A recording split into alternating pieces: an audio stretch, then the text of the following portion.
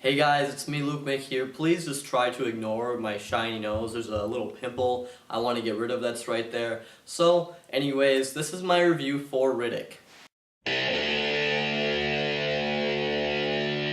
So Riddick is the sequel to Pitch Black and The Chronicles of Riddick. I have not seen either of these films. I know that Pitch Black is supposed to be a kind of cult favorite, really low budget sci-fi horror movie, and then I heard that The Chronicles of Riddick is kind of just maybe an over bloated, too much of a high budget kind of action movie that wasn't as good as its predecessor. So going into Riddick, I was going into it just hoping for a nice sci-fi action movie with Vin Diesel, because I like Vin Diesel. He's a cool guy, and we'll talk about it, and I'll tell you what I thought in this review. So the movie starts off with Vin Diesel, or Riddick, and he's sort of trapped on this planet. And in a way, this planet's going to come to an end very soon, like shit's gonna hit the fan, and he wants to get out of there before that happens.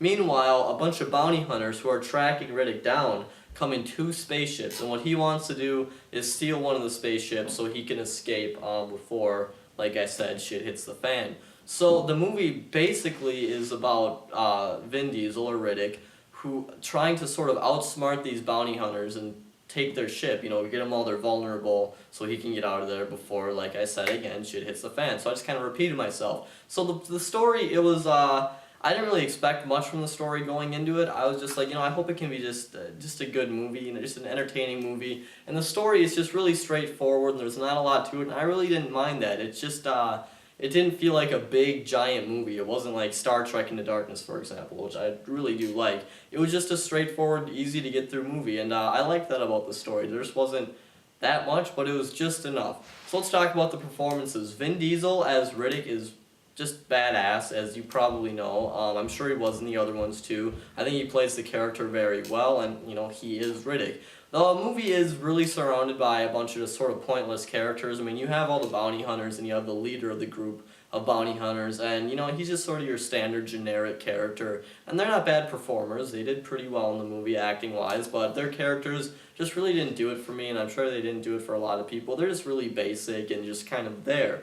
So the cinematography, my goodness, this movie looks beautiful with the environments and just the special effects. It was all really, really good. It was just really bright and just really brown and orange. The movie looked really good, except the CGI I think could have been a little better. It really isn't great, but it didn't bother me that much. I mean, the CGI is just all right. But, you know, that's kind of a small complaint. The action, really well done. Some complaints I have, the movie does start to feel really long. It is about 2 hours. And I feel like the ending, like, it could have been chopped off like 15 minutes. I think they could have cut 15 minutes of the movie.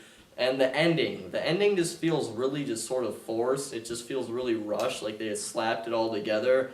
I didn't really know what happened exactly. I was just like, okay, so that happened and now the movie's over, and I'm just like, alright, well that was pretty standard. So overall, I thought Riddick was a pretty entertaining movie with a great performance from Vin Diesel, great action, and it just looked great with a nice straightforward story. But my only complaints were really that it felt very rushed at the end, and it felt long, and the CGI could have been better. So that's my review in a nutshell. I'm going to give it 3.5 out of 5 stars. If you've seen the other ones, I definitely recommend going to go see it. I have not, but I don't know, what do I know? And if you're just looking for a good sci-fi movie, go check it out. So this is lukemick signing off. Please subscribe, and I will talk to you guys later.